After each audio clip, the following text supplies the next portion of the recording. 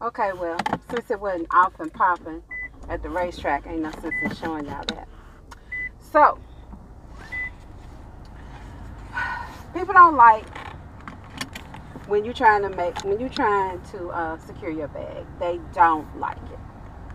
Let me tell you, when I first said I was moving to Atlanta, every friend I had said, "Why are you doing that? Don't do that. Don't go. Why would you move there? It's too big. It's a big city. It's a lot of gay people in Atlanta. Why would you move there?" B, I'm telling you, don't do it. Don't do it. That's all I heard. Like, until I pulled out of my driveway. Trust me, I had girlfriends begging me not to go. And I'm like, and oh, I know they talked about me because I heard about it. Oh, Benny done went down there to Atlanta and she's struggling. You know, she had a good job here. Why would she go down to Atlanta? Oh, my ex-husband, one of my, again, a good friend, may her rest in peace, you know, told some people that I was down here in abusive relationships because I was dealing with some crazy Negroes. I mean, I have had some crazy men in my life, but I had them at home too. So it's just me attracting nuts. It ain't had nothing to do really with Atlanta. We're going to talk about that. You know, men walk up. There are some men out here. You know, people say, oh, it's good men out here. There are. But there are some men out here, they looking for very specific things in women. And it took me a long time to figure it out. Like, somebody bougie, smug, ain't going to take not one word off of you, they'll never pursue them. Like, never. But see, my sweet behind, sweet loving Benny with the big heart, you know, they see that right away. You know, and some telltale things I did, I can look back now and see. I can see what they saw in me. Like, this one guy took me out, and he was like,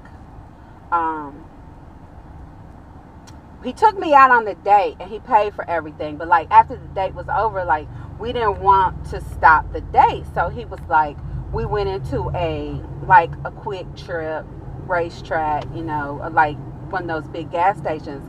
And he was like, he looked at me. I remember he looked at me, and then he looked at the cashier, and we had bought like soda, chips. We had bought some like snacks. We were going to go watch TV at his apartment. And he just like looked at me, and I was like, oh, I'll get my own. And I saw his eyes light up. That was like, he was checking boxes. That's what's called checking boxes. My sisters, let me tell you, these men feel you out. The more you talk when they first meet you, you don't know, but you are checking boxes. Because some men are looking for a handout, somebody easygoing, somebody with a good heart, somebody giving and loving, so that they can get what they want, whatever that is. It might be sex, it might be money, it might be somewhere to stay, it might be a leg up, he might be an opportunist. I mean, we can go on and on about that. So I was running into those type of dudes here in Atlanta because everybody knows that the ratio to men to women down here are like 20 women to 1 man. And so men can come down here and find very nice looking, accomplished, stable women. Pharmacists, accountants, I mean, any kind of profession. Doctors, lawyers, you know, CPAs. You can find them here. I mean, down here, if you don't have a master's degree, you might as well just go ahead and decide to work at CVS or Walmart. Because everybody down here got a master's, and you got to fight like heck to get it. When you're in competition with a job down here in Atlanta, you're in competition with somebody with a master's degree, or and most time PhDs. It's a lot of educated people down here. So these no gooded ass men, and that's what I said. I didn't say they all was, but some of these no gooded ass men, they come down here. Gay and straight, baby. Gay and straight. I love the children, but you know, they are looking for a handout. They are looking to get with somebody fabulous and live their best life. That's what they're looking for when they come here. They come here from South Carolina, North Carolina, Alabama, Mississippi. I mean, when I finally figured out the game, when I got down here, I was like, if you told me you was from Sugar Hill, South Carolina, Sumterville, Raleigh, Durham, anywhere, Mississippi, baby, I wouldn't even talk to you. Bottom line, I wouldn't even talk to you, because it was just so many people from those areas. I'm not dissing nobody from South Carolina, but I'm just saying, or Mississippi or Alabama, but I'm just saying, those folks had heard the women down here are plentiful and they lonely, and that's true, and you can get with them. Okay? And I ain't just talking about big girls either. I'm talking about beautiful women. So, when I got down here in the late 90s, it was terrible. And so, I did run into some folks, you know, that saw I was at Coca-Cola. They didn't know I was contracting. They saw I was at Coca-Cola. I had sold my house, and I had got a severance from my job in Kentucky. So, I came down here, you know, with some money, okay? Not no little bit of money either, with some money. Because I flipped my house for triple what I bought it for. Triple what I bought it for.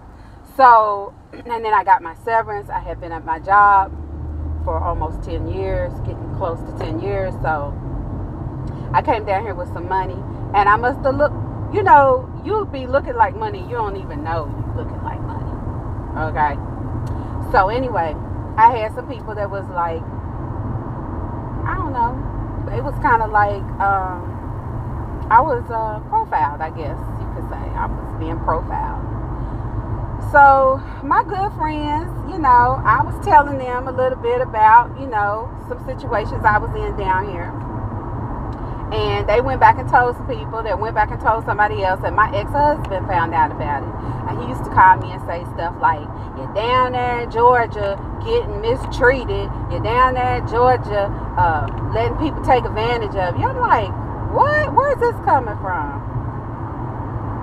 Lord have mercy. That's all I can say. Lord have mercy. And that girl had been my friend since 7th grade, 12 years old, baby. And I love her. And, you know, we made up before she passed away. So, you know, it's just the same old story. I mean, I know she's gone. I ain't trying to, you know, dig up nothing, no bad vibes, because we squashed everything. But it's still the fact that people do stuff and you're trying to get ahead in life and you're doing some things, you're making some moves, and people that aren't doing anything or don't feel like they can do anything, they try to stop your bag. Or if they got something and they scared you gonna get what they got. Oh, that happens all the time. Oh my goodness. I just don't understand why people are like that, because I'm happy for everybody. Like, I got what I got because I said, this is what I'm gonna do.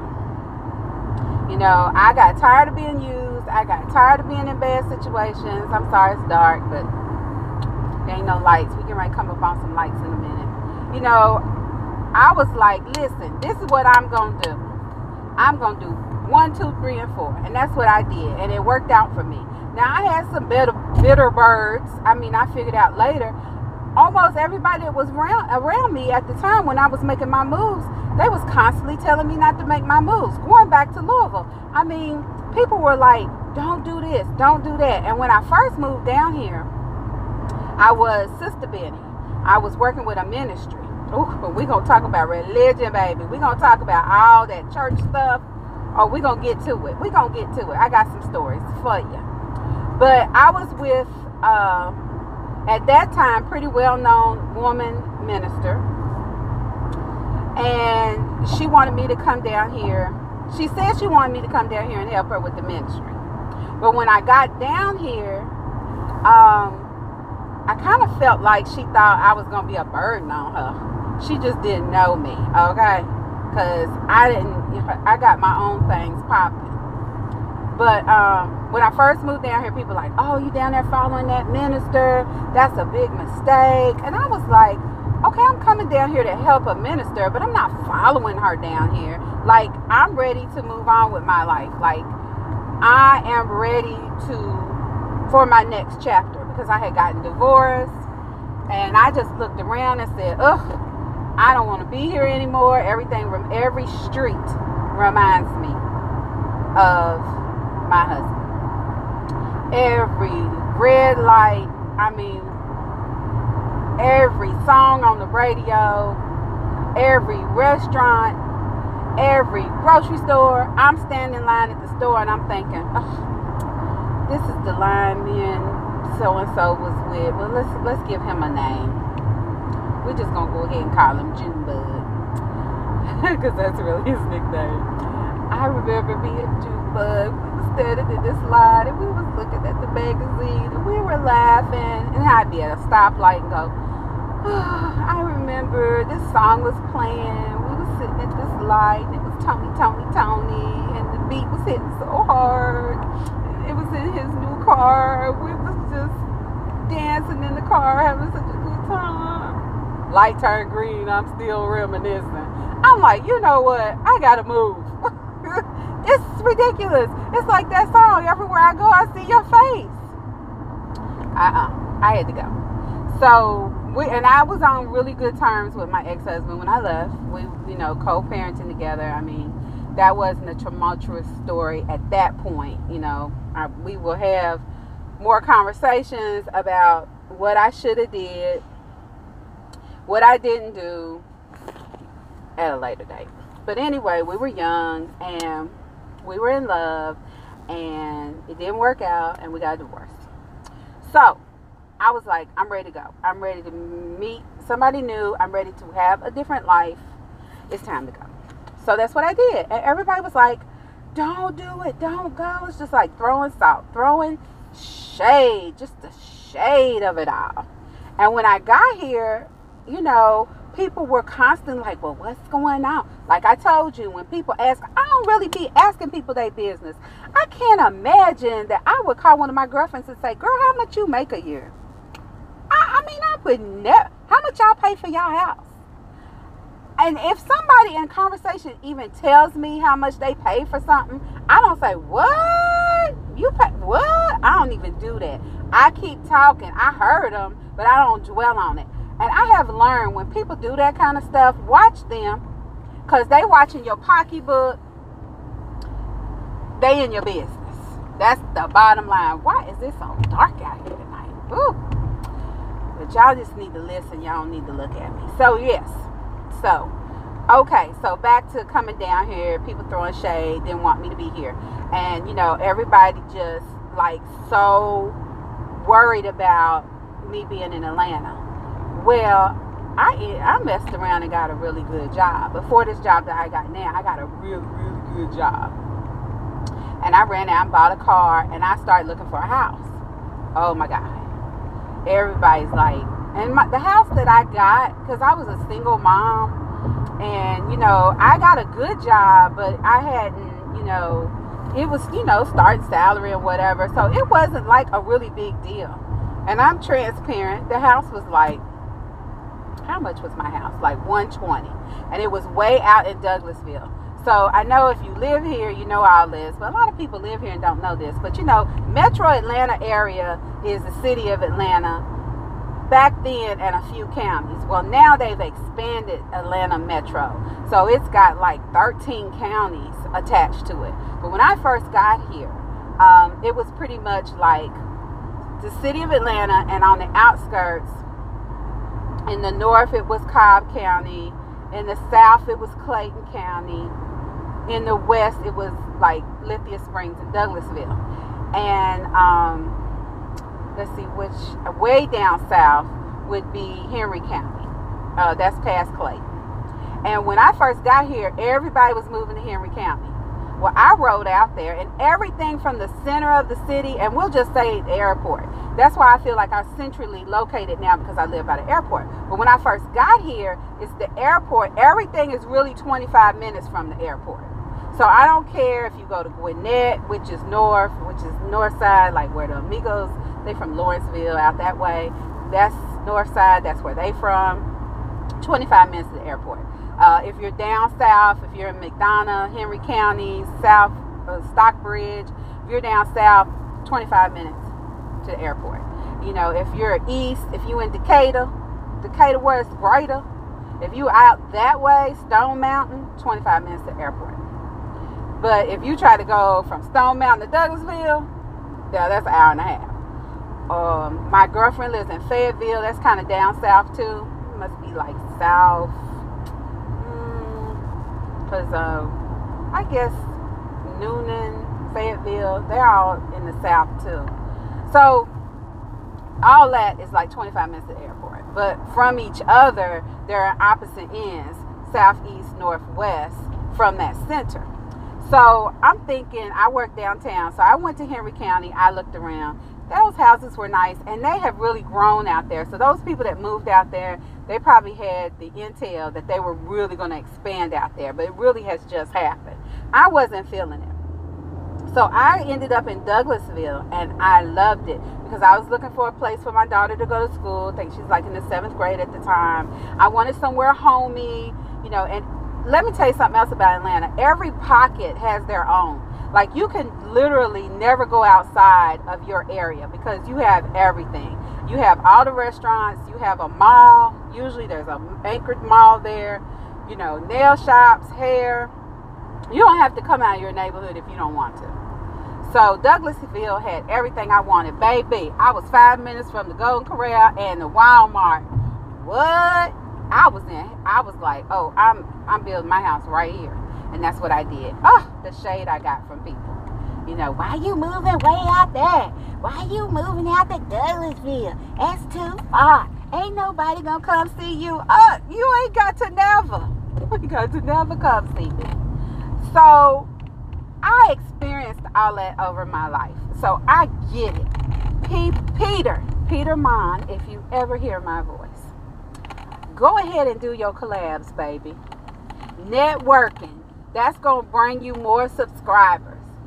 People are always trying to steal your bag, and especially somebody who is your friend. Don't think they your friend because they love you so much. They your friend because they see what everybody else sees in you. I'm at the Walmart. Let me see. I don't know if I can't even switch y'all around on this one. But anyway, he sees what everybody else sees in you. Okay? Hair behind my... When I put my hair behind my ear, that means I'm getting ready to make my point. Okay? Peter, and all of you out there listening, when people try to stop your bag, when people try to tell you, you ain't got to do this, and here's the key words. Listen for these key words. You know who you used to be. You changing. You not being true to who you say you are. Here's the key word. You don't have the same energy. You need to keep the same energy. That's code for, who do you think you are? Who do you think you trying to be?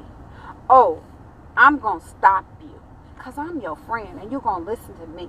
So I'm going to tell you this and make you stop your bag. And then I'm going to do the same thing you was doing. And when I come up, I'm going to be like, oh, sorry. Don't let nobody stop your bag, Peter. Don't let nobody hinder you. So you ready to move? Just don't move to Atlanta. Go to Savannah. Go to Charlotte. I'll find some other places for you to go. It's crowded here. Okay.